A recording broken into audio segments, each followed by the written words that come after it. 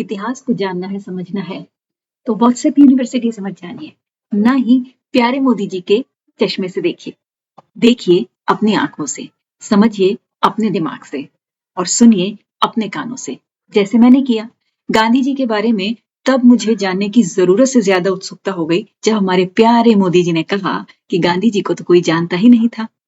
1982 यानी 1982 में जो बेन किंग्सले की फिल्म आई, उसके पहले गांधी जी को कोई नहीं जानता था, ऐसा हमारे प्यारे मोदी जी का कहना था।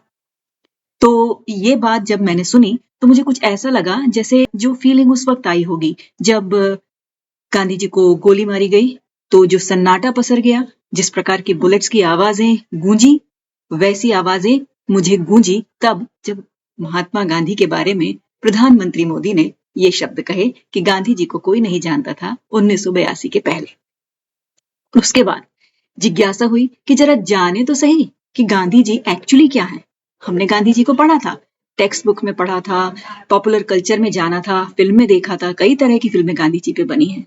लेकिन इस प्रकार की जो बात कही गई कि उन्हें तो कोई जानता ही नहीं था दुनिया में, तो लगा कि नहीं भाई, अब तो कुछ ज्यादा ही हो गया, जानना पड़ेगा।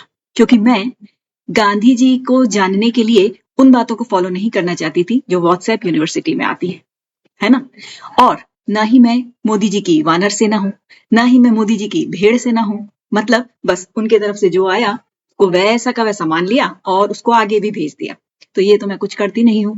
इसलिए मैंने गांधी जी को जाना। अब किसी भी व्यक्ति को जानने समझने के लिए जरूरी है कि आप इधर उधर की बातें ना सुने, आप डायरेक्ट फर्स्ट हैंड इंफॉर्मेशन लें।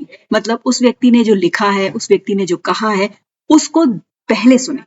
उसके बाद आप अपने दिमाग लगाएं और समझें कि आपको उसको मानना है अच्छा या नहीं मानना है। तो गांधी जी को समझने के लिए मुझे ऐसा लगा कि सबसे ज्यादा जरूरी है उस किताब को पढ़ना जो उन्होंने खुद अपनी डायरी के रूप में लिखी, और उस किताब का नाम है हिंद स्वराज।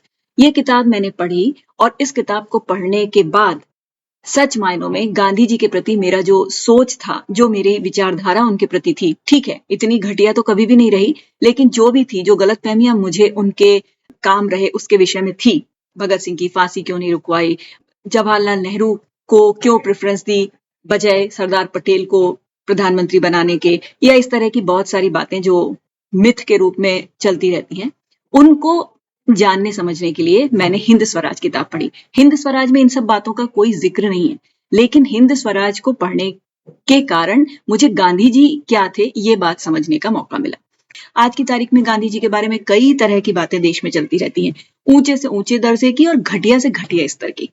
और ऐसा नहीं है कि 10-12 सालों से चल रही है, ये हम जब छोटे थे बचपन से सुनते आ रहे हैं। कोई कहता है हमें गांधी जी पसंद है, कोई कहता है गांधी जी नहीं पसंद है। अब गांधी जी को आप पसंद करें या ना करें, इससे गांधी जी को कोई फर्क नहीं पड़ने वाला।